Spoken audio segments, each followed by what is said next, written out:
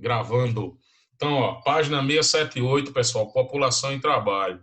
A gente vai ter que entender aí inicialmente um conceito, que é o conceito de população economicamente ativa, a chamada PEA, ou como alguns chamam de PEA, certo? Então, a população economicamente ativa é aquela parte de uma população que está trabalhando ou está à disposição do mercado de trabalho. O conceito coloca que são pessoas acima dos 14 anos e que exercem atividade remunerada. Então, essa é a população economicamente ativa. Do outro lado, eu tenho a população economicamente inativa, chamada de PEI. São as pessoas que não exercem atividade remunerada, mesmo em alguns casos recebam dinheiro, mas não exercem a atividade. A exemplos, aposentados, eles são economicamente inativos. Mesmo recebendo salários, né, aposentadoria, eles não estão ativamente no mercado de trabalho. A aposentadoria ela é um tipo de poupança que você paga quando está trabalhando, os pais de vocês pagam, seja descontado pela própria empresa lá ou paga autonomamente. Alguns pais aí que possuem atividades informais, né, trabalham para si mesmos, são autônomos. Posso até citar como exemplo o pai de Luísa, que é taxista, certo? Já conversei com ele lá na escola, por exemplo. Muita gente boa, manda um abraço para ele aí, para seu João, né? Então, assim, essas pessoas, elas têm outras formas de pagar a previdência. Eles pagam autonomamente lá, é, através do sindicato da categoria, como é o caso dos agricultores, por exemplo, através do direto com o INSS, aquele talão lá cor de laranja, todo mês o cara vai lá, faz um pagamento. Então, assim, existem N formas. Então, é uma espécie de poupança, um seguro. Você está pagando hoje para usufruir lá na frente. Então, assim, essas pessoas são inativas. Os estudantes, vocês, também fazem parte da população economicamente inativa, certo? Vocês são dependentes econômicos dos pais de vocês, até aqueles que ajudam de alguma forma aí. Tem John aí que ajuda o irmão dele lá na gráfica lá, tal. Isso aí não entra como atividade econômica, né? É uma ajuda, tal, uma coisa que é da família mesmo, o pessoal que tem aí mercadinho aí, bodega, essas coisas aí e tal, e lá vai, né? Sempre tem alguém aí mexendo aí com essas coisas. Mas mesmo assim ainda são considerados inativos, ok? Então, primeiro esses dois conceitos. Depois, a gente vai observar, certo, o chamado rendimento médio de uma população.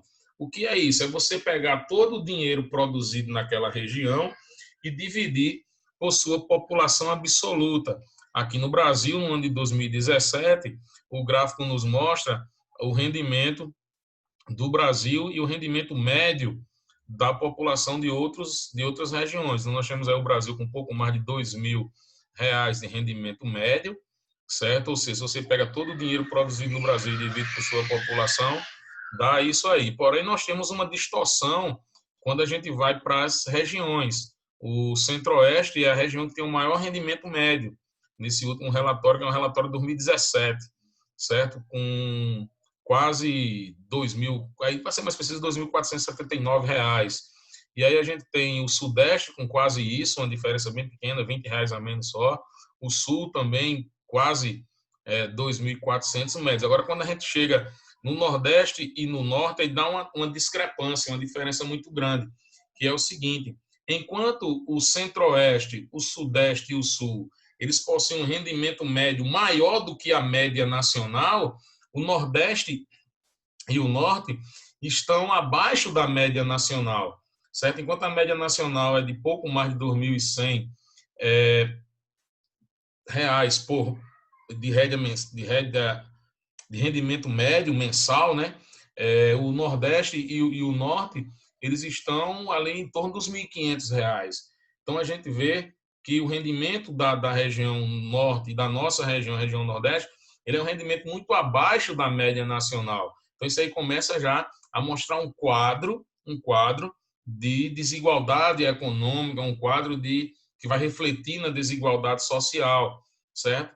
Então, é uma região que, depois do período industrial, cresceu, são regiões de forma muito lenta, não se desenvolveu alguns setores, outros setores ainda estão começando a iniciar nessa região, a geração de emprego e de renda é muito precária, certos rendimentos, os salários são muito baixos. Porém, tem uma coisa interessante. Essa diferença que nós temos de renda no Brasil, isso também reflete no custo de vida. O custo de vida no Nordeste e no Norte, ele é menor. Isso quer dizer que talvez, em alguns casos... Peraí, pessoal, só tendo aqui um probleminha aqui com... Tendo um problema aqui com o vídeo aqui. Vamos ver o que é isso aqui. Oxi. Pronto. Porra, foi isso. Não. Vamos lá. Então, às vezes, né, se você pega esse rendimento médio aí, você pode, com R$ 1.500, ter um custo de vida idêntico ao de R$ 2.500 lá no Sudeste. Por que isso ocorre, professor? Porque existe uma coisa, gente, chamada custo de vida. O que é o custo de vida? É tudo aquilo que você gasta para poder sobreviver. Em algumas regiões, esse custo de vida ele é muito maior. Vamos pegar aí, por exemplo, na Grande São Paulo. Na Grande São Paulo, o transporte é mais caro, a alimentação é mais caro, você às vezes precisa de tomar mais de uma condução ou mais de duas para poder ir trabalhar, porque se mora muito longe de onde se trabalha, os aluguéis são mais caros. Então, às vezes, o trabalhador no Nordeste ou no Norte, ele acaba pagando menos por essas coisas e acaba tendo um padrão de vida idêntico aqui, com um valor menor do que aquele que ele teria lá em São Paulo, né? Então você acaba também tendo que observar isso. Às vezes acontece de um trabalhador ele ter uma proposta de emprego em Brasília o custo de vida é altíssimo, e o cara, um exemplo aqui, sei lá, ganha R$ 2.000 aqui na Paraíba e vai ganhar 3 lá, ele vai viver pior, porque é tudo muito mais complicado no que diz respeito a preço. Mas mesmo assim, certo? Eu não estou querendo justificar o rendimento mensal médio do Norte e do Nordeste, que é muito baixo, configura uma desigualdade. Só queria atentar um pouco para essa questão ligada ao custo de vida, certo? O custo de vida ele é diferente nas diferentes regiões do país, né? Sudeste, Sul, acaba tendo um custo de vida bem maior. Existem cidades que a coisa é absurda, o caso de Brasília, Goiânia, as coisas são muito, muito caras nesses lugares. Ok? Então vamos à frente aqui, seguir aqui. Eu já sei o que é que estava acontecendo, era o livro aqui que eu coloquei em cima do teclado aqui. Aí estava pegando aqui os botões aqui, o vídeo desaparecendo, né? E as meninas aí tudo triste aí, porque ficaram alguns segundos sem ver esse espetáculo aqui, né? Beleza? Vamos lá. Então, tem um texto aí sobre desigualdade de renda, e essa desigualdade social ela acaba criando algumas coisas que são bem interessantes, né? Algumas consequências bem complicadas, né? Então, 4 foram separadas aí. A primeira delas, né, é a questão do trabalho infantil, né? De que muitas famílias acabam tendo que dispor os seus filhos ao mercado de trabalho, mas não numa questão para ajudar na formação, para tanto na questão cultural como na questão intelectual, dependendo do caso, a questão de aderir mais responsabilidade, tudo isso. Na verdade, não existe essa questão aqui no Brasil, nem nos países subdesenvolvidos como um todo, nem emergentes, de um modo geral. A gente tem que parar de romantizar esse trabalho infantil, certo? Criança é para estar estudando e brincando, não está trabalhando, certo? Ah, professor, lá nos Estados Unidos, até a filha do ex-presidente de Barack Obama trabalha numa lanchonete. Brincadeira fazer esse tipo de comparação, certo? Aquela menina, ela não está trabalhando para comer, ela não está trabalhando para complementar a renda familiar, ela não deixa de estudar para trabalhar, ela não deixa de fazer nada para trabalhar, está ali 2, 3 horas por dia fazendo uma coisa que seria importante que isso acontecesse aqui também. Mas, na verdade, o que a gente está falando é de crianças que abandonam a escola e se submetem a trabalhos forçados, se submetem a trabalhos onde a remuneração é baixíssima para complementar a renda de casa, que se não fizer isso, nem come. Olha a diferença das coisas, certo? Fica um monte de, às vezes, de leseira aí com essas comparações absurdas aí com outros países. Então, o trabalho infantil que se combate não é esse, não.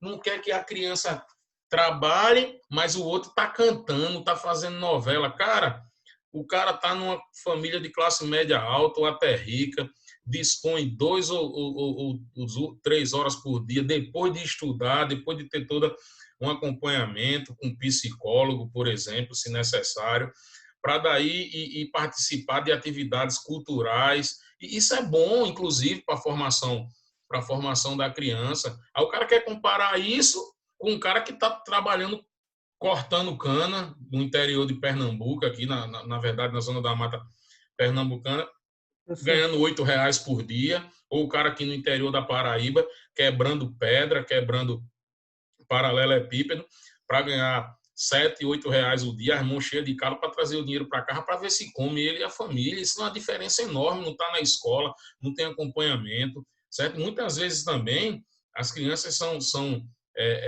participam de atividades que já partem para a ilegalidade, porque trabalhar no corte da cana, na pedra, o trabalho infantil ele é ilegal sim, mas tecnicamente ali, com exceção desse crime do trabalho infantil, é uma atividade que é legal, certo? Mas a gente começa a observar crianças sendo submetidas a tráfico de drogas, a exploração sexual, tá entendendo? E aí o cara quer comparar tudo isso com os filhos da classe média que vão ali 1 hora, meia hora, 2 horas por dia, É porque é participar de aquela uma questão, né, atividade. professor?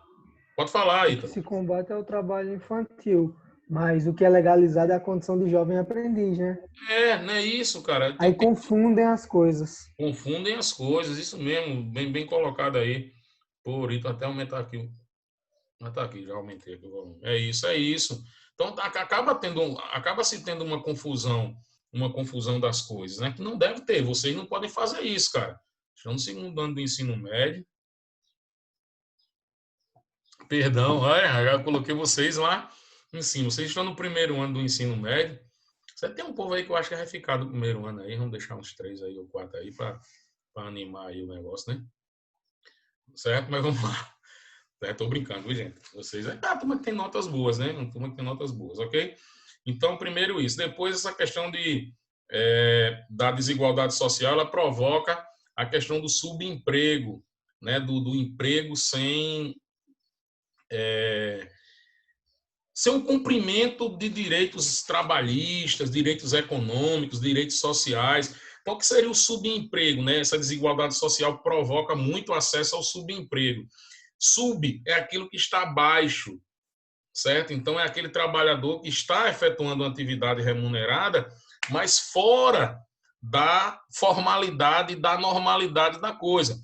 Citar um exemplo, é aquela pessoa que trabalha sem carteira assinada, sem direito às férias, sem direito a um descanso semanal remunerado, sem direito à previdência social, a fundo de garantia e uma série de outras coisas e direitos, tanto econômicos quanto sociais, que nós temos quando vamos prestar serviço para uma empresa ou para uma pessoa, ok?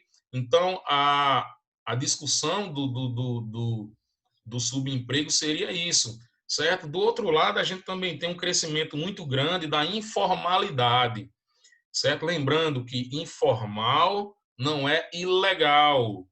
Informal é aquilo que não está dentro das formalidades técnicas, das formalidades jurídicas, das formalidades no qual as leis impõem, mas não tem nada de ilegal nisso, certo? Por exemplo, tem gente aqui na família aqui, por exemplo, que a mãe é cabeleireira, por exemplo, e montou ali um salão pela livre iniciativa dela, tal, aquela coisa toda. E aquilo ali é uma coisa que não é formal, às vezes não passa pela prefeitura, não passa pelo estado, não passa pelo governo federal, não recolhe imposto, às vezes contrata, mas não tem CNPJ. Então, isso não é ilegal, não. Isso é informal. O cara que vende lanche lá, empurrando o carrinho, o cara que é camelô, o cara que abriu uma lojinha na garagem da sua casa. Então, essas atividades, elas crescem muito nos lugares onde você tem é, ausência de falta de geração de emprego formal, você não tem um crescimento da indústria, você não tem um crescimento do comércio, e as pessoas acabam, por sua livre iniciativa, buscando esses mecanismos, certo? Isso aí seria a informalidade. Os camelôs, por exemplo, é o trabalho informal, algumas atividades que não são regulamentadas, por exemplo, os mototaxistas. Essa profissão é uma profissão que não é regulamentada no país. Está entendendo? É uma profissão que não é regulamentada, como outras que não são. Para você ter ideia, como a coisa é louca, Tecnicamente, o mototáxi não existe, né? como Tecnicamente. categoria de trabalho, não. Só para você ter ideia como uma coisa é Diferente do louca. taxista. Taxista, sim. O trabalho de historiador veio ser regulamentado um tempo desse agora. Bem recente mesmo, é coisa recente aí. Ou seja, até então, o cara que era historiador no Brasil, ele era uma profissão não reconhecida. Os trabalhadores do circo, os trabalhadores circenses, vieram ser reconhecidos há pouco tempo também, eu creio que com uns 10 anos. Então, assim, existem esses lapsos loucos aí no sistema público, nas questões burocráticas. Mas eu não vejo nada de ilegal a manicure, a pedicure lá na sua casa, a mulher que toma a iniciativa de fazer salgado, de encomenda, comida para entregar. Isso tudo é informalidade. Você não tem ali um cadastro do governo, não tem alvará de funcionamento, não abriu empresa, não tem CNPJ, tá entendendo? Mas isso não tem nada de ilegal, não. Não tem nada de ilegal nisso, não. Inclusive, a própria Constituição, ela incentiva essas práticas. Ela incentiva essas práticas, certo? É tanto que o governo tem secretarias especiais para tentar cuidar disso, como o SEBRAE a nível federal, por exemplo, certo? Ele tenta atrair essas pessoas, regulamentar, regularizar, dar suporte técnico, às vezes dar suporte até financeiro, mas a ideia é normalizar, formalizar para o cara passar a pagar imposto, essas coisas, mas também tem alguns benefícios, né? Então, essa informalidade cresce muito. A ilegalidade é outra coisa. Ilegal é aquilo que vai contra a lei, tráfico de drogas, tráfico de armas, tráfico de pessoas, contrabando de mercadoria. Aí sim, isso aí é atividade ilegal, certa atividade. Algumas vezes a atividade ilegal ela anda até perto da informal, certo? Se tem os camelôs, por exemplo, vender coisas no meio da rua não é ilegal. Agora, se a mercadoria for contrabandeada, se a mercadoria tiver uma origem ilegal, aí sim você acaba cometendo um crime, às vezes até sem saber. Então, É o que acontece com a maioria dos camelôs, né? quem é sacoleiro, quem é vendedor, tem que ter muito cuidado com a origem da sua mercadoria, porque você pode aí, sei lá, dar um azar aí, ser preso por receptação, por exemplo, de contrabando, certo? O adequado é que se saiba a origem, né? Mas geralmente o vendedor, ele é isento dessa questão, né? É um modo de sobreviver, é uma forma até honesta, digamos assim, de sobreviver, que é de trabalhar com venda. Agora tem que ter um pouco de cuidado em si, ok? Outro ponto ele fala da questão da criminalidade, né? Nas áreas onde a desigualdade social é melhor, a desigualdade social ela é maior, muitos jovens vão para a questão de crimes, né? Eu já falei outras vezes, até em outras salas, mas aqui talvez não, que o grande mal da... Ixi, está acontecendo aqui nesse negócio, hein? O grande mal da criminalidade Miguel, se eu cair é porque a Energisa está ajeitando os postes da minha rua. Oxi, o cabo cai quando a Energisa ajeita os postes. Eu nunca caí, não. Já ajeitou aqui em frente de casa, eu tava normal, nunca caí, não. Tem que ter cuidado agora, né? É fogo, velho. Aí é brincadeira aí, vamos, Miguel. Beleza, meu irmão? Entendi, cara. Valeu. Certo? Cuidado aí, gente. Se a Energisa estiver na rua aí, pra vocês não cair aí, né? Que segundo o Miguel aí, o cara vai cair. Vamos lá. Olha a parada. A causa desses delitos, dessas delinquências, principalmente nos grandes centros urbanos, isso é resultado da pobreza. Porque, às vezes, cita-se países como Holanda, Suécia, Japão, Islândia, por exemplo, Nova Zelândia, Noruega, Dinamarca, como grandes exemplos de países onde a criminalidade é quase zero. É Mas também simples. lá é fácil, né? A Tem 3 pessoas lá. criminalidade é quase zero porque a pobreza é quase zero.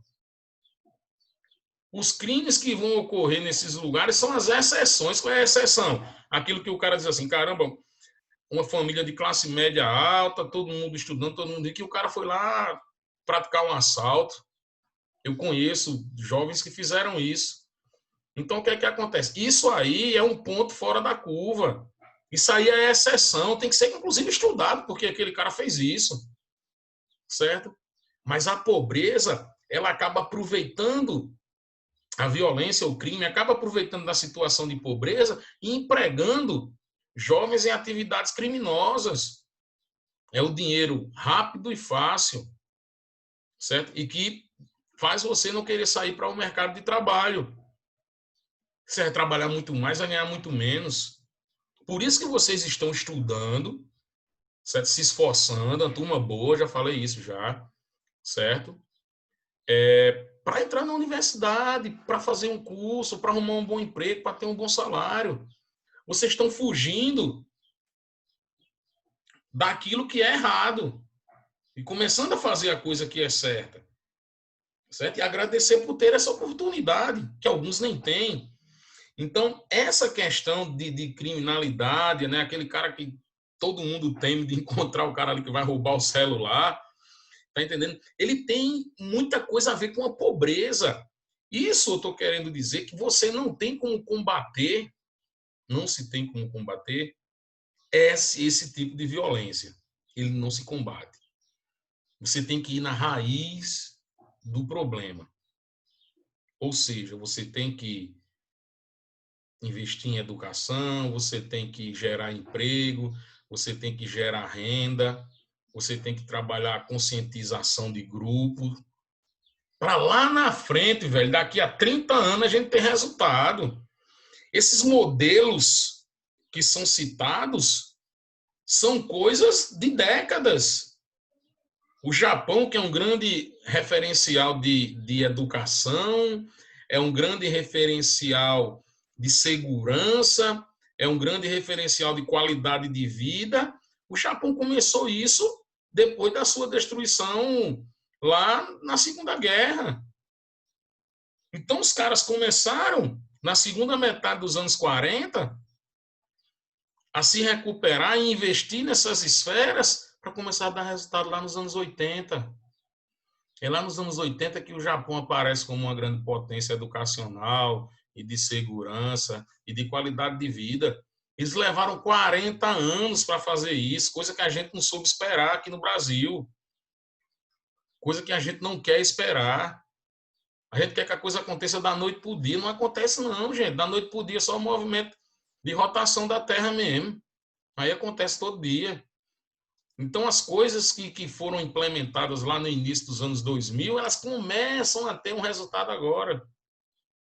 Está entendendo? Então, é muito importante nessas sucessões governamentais, sejam nas cidades, nos estados ou no governo federal, que se dê continuidade a algumas coisas. Porque senão a coisa para. Certo? Então, tem muito que dar uma olhada nessa questão da pobreza. Você vai para os países mais pobres, velho, a violência é enorme. Ok? Aí depois tem a questão da subnutrição e da fome, né, que também é uma coisa presente nessas áreas onde você tem uma maior desigualdade social. Ok? Vamos lá. Previdência social. O que é isso? Vamos concluir com isso. Acabou de avisar aqui, o Zoom avisa que eu tenho 10 minutos, né? 9 minutos e 40. Vamos lá. Então, previdência social, o que é isso? Gente, primeira coisa que a gente tem que entender, certo? Que vocês têm que entender, é uma coisa chamada seguro. O que é um seguro? Seguro, certo? É um contrato que é feito entre pessoas, certo? Eu digo entre pessoas porque, por exemplo, o Estado, o governo é uma pessoa pública, tem personalidade, certo? Uma empresa tem personalidade, é uma pessoa. O máximo colégio de curso é uma pessoa jurídica, pessoa, certo? Eu sou funcionário do máximo, eu não sou funcionário dos donos da escola. É bem diferente isso. Então, entre pessoas são feitos acordos e são pagos seguros, para você ficar segurado, ficar seguro de que você vai ter um retorno quando precisar.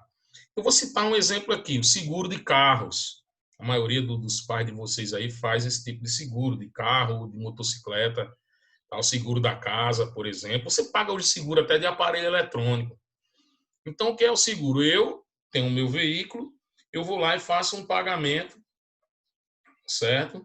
A Sul América Seguros, não estou fazendo propaganda, só exemplificando, certo? Que eu vou lá e digo, ó, Sul América, eu vou te pagar aqui R$ 1.300 para que o ano de 2020 eu esteja segurado. A Sul América, beleza, gordo, traz para cá teus Ninguém 1.300. está segurado. Aí eu paguei o bem, né, no caso. Não, mas a vida também, em alguns casos, né? Então aí eu fui e paguei lá 1.300 lá na Sul América. Aí beleza, aí acontece um acidente, meu carro bate. Ó, Sul América, o carro foi batido. Ela que faz o meu serviço, porque eu paguei para isso. Professor, se o serviço for 5 mil, 6 mil, 10 mil reais, problema dela. Eu paguei para ter esse direito. E se o carro não prestar mais, eles vão ter que me dar outro. Eu paguei para isso. Porém, passou o ano de 2020 todinho, certo? E pela proteção, certo, de Deus, não aconteceu nada comigo, nem vai acontecer, eu espero que Deus me proteja. E aí o que é que acontece? Terminou o ano, eu não usei nada. A Sul América vai dizer, problema teu, não usou porque não quis, o dinheiro é dela. Então eles ganham dinheiro dessa forma, eles fazem um grupo muito grande, faz eu vou responder, viu, João Vitor? Eles fazem um bloco muito grande de pessoas que naquele bloco enorme muita gente não usa, nem ninguém quer usar. Certo? Eu lembro de um amigo meu que diz, a gente paga seguro para não usar. Como assim paga para não usar? E quem bicho quer usar seguro? O cara vai pagar um seguro de carro, vai querer bater? Não, mas pode acontecer. Já aconteceu comigo já por 2 vezes de baterem em mim. Uma vez estava até eu, o professor Paulo Rogério, e fizemos isso. Então, por que os seguros não cobrem carros tão antigos? Porque é difícil de conseguir as peças, aí você não tem como fazer o contrato. E às vezes, por exemplo, Além de ser mais fácil, dá problema. o carro ele custa R$ 10.000. Aí o dono não quer fazer um seguro, sei lá, R$ 2.000. Aí acaba ficando muito caro em relação ao preço do carro. Tá entendendo? E às vezes você não encontra peças de manutenção tal, aí se você tem um contrato dizendo que vai cobrir todos os serviços e não encontra mais peças, às vezes não tem mais oficina especializada, acaba dificultando muito o cumprimento do contrato, tá entendendo? Aí por isso que é raro fazer. Agora, existem algumas seguradoras especializadas nesse tipo de seguro. Agora é um seguro muito caro. Geralmente o pessoal faz aqueles carros de colecionador tal, que tem um valor, é antigo, mas tem um valor muito alto, né? Agora o carro velho, E assim, vale a pena pagar o seguro por vale a eles. pena. Vale. Aí outros tipos de seguro que a gente paga. O plano odontológico é um seguro. O plano de saúde é um seguro. Ok? Então, esses são os seguros. Então, o que é a Previdência? A Previdência é um seguro que eu, professor Daniel, nas escolas que eu trabalho, eu recolho uma parte do meu salário, 8% do meu salário, e entrego para o INSS. Eu faço isso desde o ano de 2001. Lá se vão 19 anos, todo mês eu pegando 8% do meu salário e entregando para o INSS. As empresas que eu trabalho e as que eu já trabalhei também contribuem com uma parte em meu nome. Que tipo de seguro eu estou pagando? Primeiro, se eu ficar doente e não poder trabalhar, o INSS, a Previdência, vai cobrir o meu salário. Então, naqueles Do meses que eu estiver desemprego. doente, em casa, sem poder trabalhar, é um exemplo, certo? A escola não precisa me pagar, quem paga é o INSS, porque eu estou segurado. Caso ocorra algum problema com quem está lá sendo segurado, e seus dependentes também ficam segurados, ou seja, aquela questão da pensão, por exemplo, por morte, para filhos, para esposa, para esposo, está dentro do contrato do seguro. Professor, Além disso, rapidinho, só para concluir, o que é assim uma das principais coisas da Previdência Social é a aposentadoria. Vou chegar em uma determinada idade, 60 anos, certo? Que eu não tenho mais condições de trabalhar como eu trabalho hoje, certo? Com 40. Então, o que é que vai acontecer? Eu vou dizer, olha, INSS, eu te paguei por 40 anos, eu te paguei por 30 anos, agora eu quero o retorno, então eu vou receber a minha aposentadoria. Então, a Previdência Social, certo? A Previdência e Seguridade Social, ela é tecnicamente um seguro no qual o trabalhador paga para ter esses benefícios. Fala aí, foi Ítalo, se eu não me engano aí, foi? oi. Fala, filho. Professor, essa questão da pensão. Se a pessoa tiver contribuído, tipo, só, sei lá, 3 anos, a família vai receber só 3 anos ou vai passar um tempo Não, não, recebendo? não, não. Recebe até quando se manter o direito. Até quando se manter o direito. Assim, na verdade, para evitar problemas, as empresas elas são obrigadas a assinar a carteira do trabalhador com 2 dias, 48 horas. Então, a escola aí contrata um professor novato, 2 dias ele tem que comunicar ao INSS que aquele cara está ali trabalhando. Vamos, uma empresa contrata um trabalhador aí e um mês depois, construção civil, acontece muito acidente, por exemplo. Então, contrata aí, o A cara vai Constituição e Civil tem que morre lá num assinar acidente, antes de ele num começar a acidente, trabalhar. num acidente de trabalho, os seus dependentes, tendo esse direito, vão receber até enquanto o direito lá existir, né? Porque tem questão de idade e tal, você não vai passar a vida toda recebendo, né? Não tem isso, né? Até os Mas filhos ficarem de maior, né? tem umas regrinhas aí Ou bem então a interessantes. Às esposa vezes até não ter uma renda fixa. até na maioridade se recebe, até na maioridade se recebe. Mas tem uns casos específicos, ok? E depois a gente até fala mais assim nesses detalhezinhos, né? Vamos só concluir aqui. Então, qual é o grande problema da previdência brasileira? É que a previdência ela vem arrecadando menos do que paga. Algumas regras loucas que foram feitas, algumas até absurdas, foram feitas lá no passado, certo? Fez com que a gente hoje, por exemplo, arrecade 4 e tenha que pagar 4,5. E aí o governo tem que arrumar esse dinheiro em outro canto. Aí seria muito necessário, era muito necessário uma reforma previdenciária, mas não da forma que o governo implementou. Da forma que o governo implementou, foi para cobrir o prejuízo no lombo do trabalhador. Esse é o principal problema, quando na verdade deveria se cobrar das empresas que devem muito à previdência, deveria se cobrar de alguns setores que não pagam previdência, mas não, vai pegar o cara que recebe salário mínimo, que já paga aí quase 100 conto de previdência e aumentar o valor que ele paga. A grande crítica da reforma é como o governo foi buscar esse dinheiro. Mas, de um modo geral, há uma necessidade, porque você não pode pegar 4 e pagar 4,5. Você tem que pegar 4 e, no mínimo, pagar 4, porque você não tem que tirar dinheiro de outro canto. Eu, como aposentado, eu adquiri esse direito. Ok? Então, com isso, a gente encerra esse capítulo. Certo? Já vai encerrar aí. Beijo para todo mundo. Tchau, tchau. Certo?